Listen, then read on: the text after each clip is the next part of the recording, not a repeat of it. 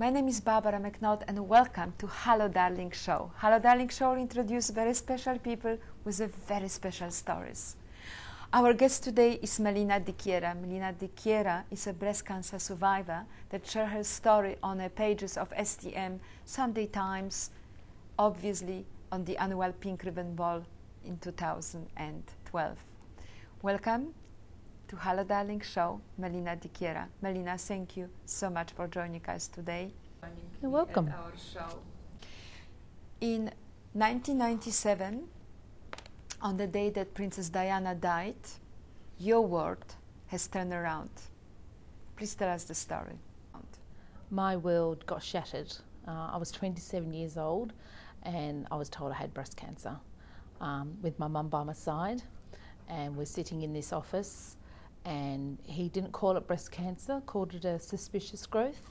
And of course the only thing I knew of breast cancer was death, because I saw my grandfather die of pancreatic cancer and I was very close to him. So here I thought, 27 years old, I'm going to die. I've got a 15-month-old baby boy, and I thought my husband's going to marry someone else and my kid's going to have a stepmother, and I wasn't going to have that. So sat there and listened to what he had to say and my options. So the world came crashing down pretty quick on us. And then what happens then? Your world shuts, you go absolutely, as you say. Yeah, I had to go home, and because my mum was with me, I had to tell my husband. So, and being Italian background, I remember mum always having a bag ready for hospital. And I always questioned her, what do you get a bag for? And she said, because just in case you've got to go into hospital. And here I was going to go to hospital. I thought, no nice knickers, no new nightie. And I know it's funny, but I did go out and buy nice new knickers too when I went to hospital. So I went home to tell my husband, and he just said, look, whatever, let's go with it. So I didn't know what he said to me to have a lumpectomy, which was just to move the lump. So I thought, okay, well, that's not so dramatic. So he said to me, would you like to have it out on, this was the Friday, asked if I could have it out on the Monday or wait 2 weeks. And I said, no, I want this out. I want to get it out. So I booked into the hospital on the Sunday night. I had to have a lumpectomy. So that's just the lump, and I had 16 nodes removed from under my arm, because if it travels to the nodes under your arm. Fortunately for me, I was lucky it hadn't travelled, but I had to wait those 3 days to see how big this cancer was, if it had travelled through my body. So that was 3 days of agonising wait, the worst 3 days of my life. Fortunately for me, I was very lucky. I had a low-grade cancer, and I had to have 3 months of radiotherapy. So things were looking good. And then? Then we got on with life, I think, and then we were going swimmingly along. And then in 1999, I said to my husband, you know what, we deserve a holiday. He had long service due. So we decided with Mum and Dad, and off we went to Italy to see the relatives, because we thought we had the little one, he was 2, let's go out and show him off. So we went to Italy and America. It was while I was in America, I noticed a stain inside my bra, and I thought that was a bit strange, but just thought I'd scratched the top of my nipple. My cousin worked in a hospital, so she said, come on, we'll go and have it checked out. And I had some swabs and a mammogram. And this doctor basically turned around and says, well, if you've had cancer, it's back. And I kind of like, whoa, 50,000 miles away. And I said to Mum, right, I'll go home, you stay.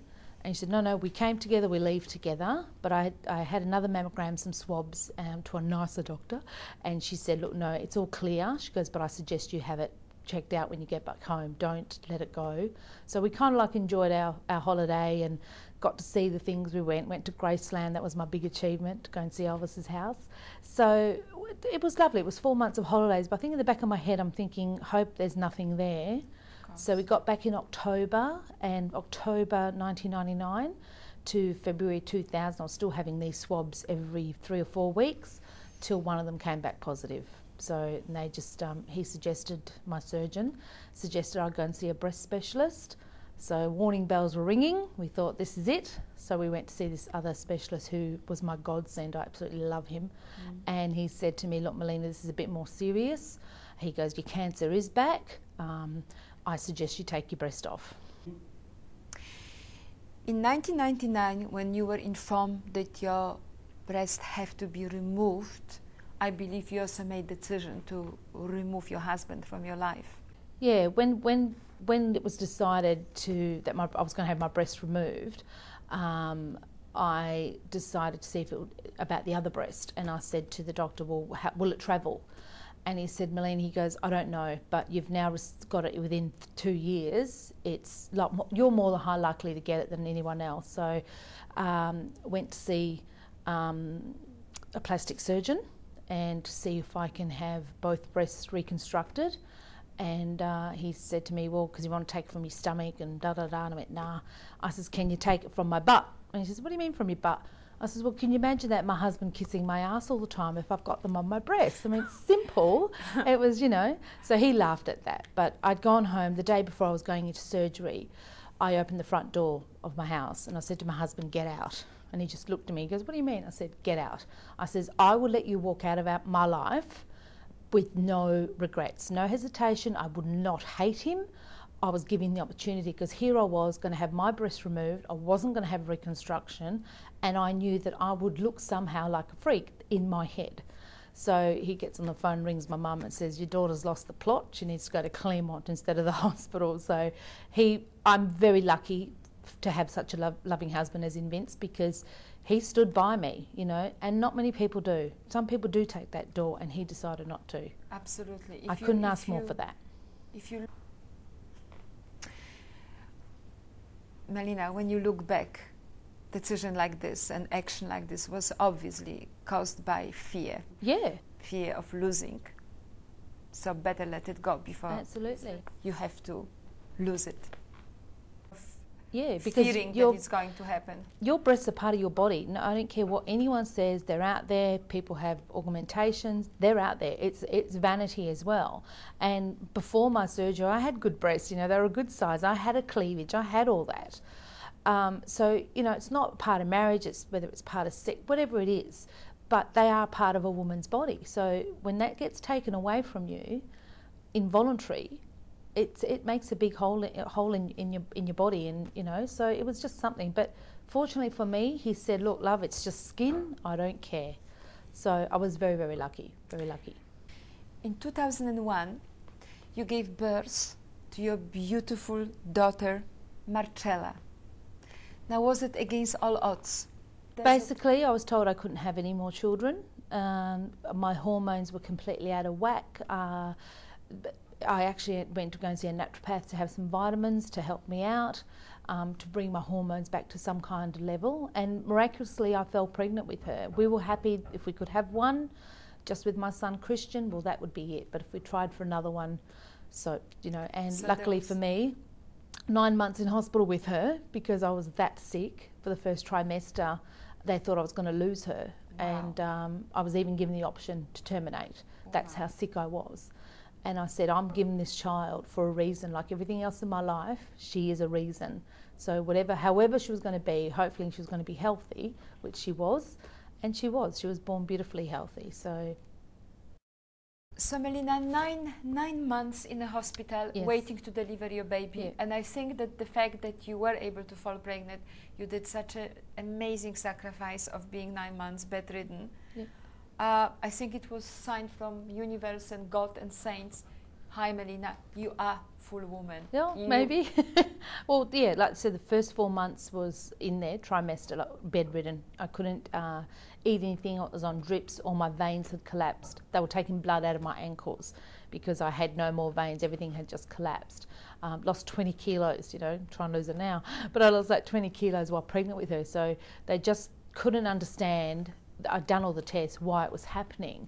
I did have one horrible doctor come in and say to me, you know, Mum was there. Mum would be sleeping on the sofa next to me and say, you know, well, why I said, she's had cancer. And my mum goes, yeah.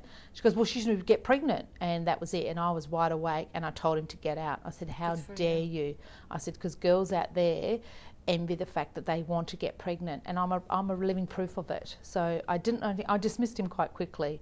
Yes. And I always tell girls that, you know, who have the chemo and save their eggs now, they can have children after cancer. Yes. So it's, you know, but it was another travel on the road for me. another journey that I had to do, and I did it. And she was born 7 pound, 10 healthy, 10 fingers, 10 toes, the work. So she was great. And you are blessed. You've got a beautiful family. Now, I believe your mum followed up. Yeah, she decided to copy me. No, she got cancer 3 years ago now in February, breast cancer. Hers was a bit more advanced. It was a new breast cancer, and thankfully with research they are finding more about it.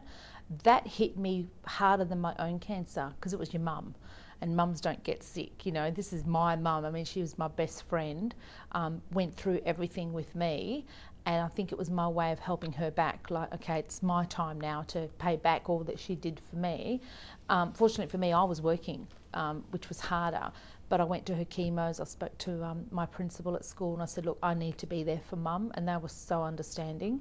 And so I went to all her chemo appointments, and we made chemo fun, and we'd walk in, and mum had that attitude, saw me go through it, so she had that great attitude, and we walk into the chemo, and it was like, good morning everyone, you know, and they, you know, we just lighted up, and the nurses loved it, and they're like, you're great, come on in, you know, because we'd been through it. We didn't want to, I didn't have chemo, mum did, so I felt a bit guilty that she had to go through that extra pain.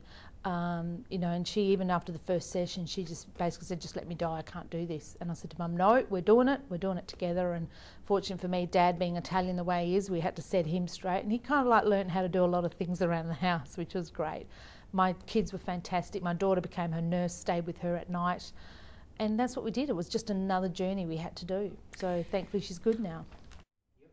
Going back in time, looking back, you also mentioned that early when you were diagnosed with your breast cancer, there was a woman that came and she was representing Cancer Council WA.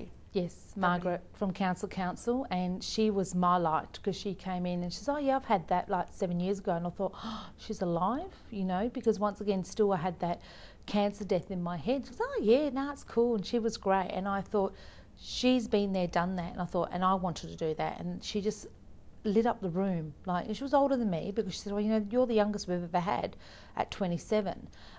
So normally after 2 years you have to wait if you want to become a volunteer with the Council. So mine was just short of 2 years, and I rang up and joined, and I did the course, did the meditation, and that I did that. I went to hospitals, they'd call me, and the people were getting a bit younger, the girls were getting a bit younger, you know, in their 30, 35s, there's still no one around my age, but I went and I repaid and I did that, and it felt great.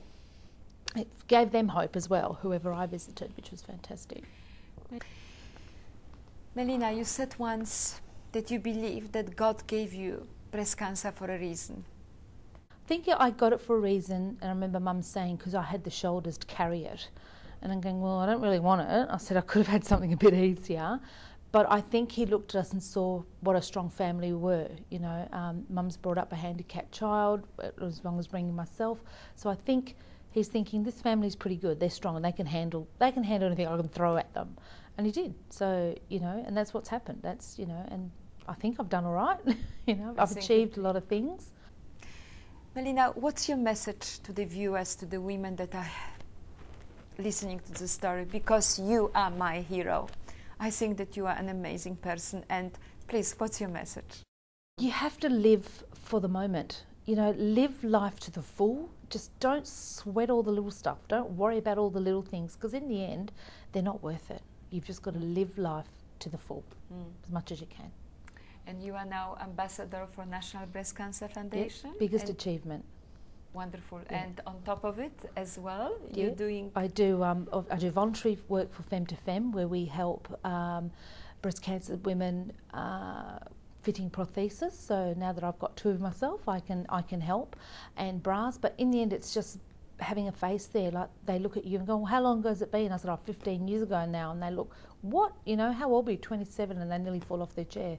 You know, and these women that are coming in might be 50, 60, 70, but we just throw in a bit of humour there, and, you know, we get the boobs out and we show a bit of sexy bras, and they think it's great. And it's just showing that you can have a bit of laughter with something that's been thrown at you that could necessarily be deadly, but it doesn't have to be. Melina, I can't thank you enough for sharing your story today, for coming and being part of our show. You are such an inspiration, you are such a ray of light. And I would like to finish with a quote from Warren Buffett. And the quote is like this: someone is sitting under a shade today because someone else planted a tree long ago. Melina, thank you so much for planting another seed for another tree of hope for all women out there. Thank you for being here today. My pleasure, absolutely. Thank you.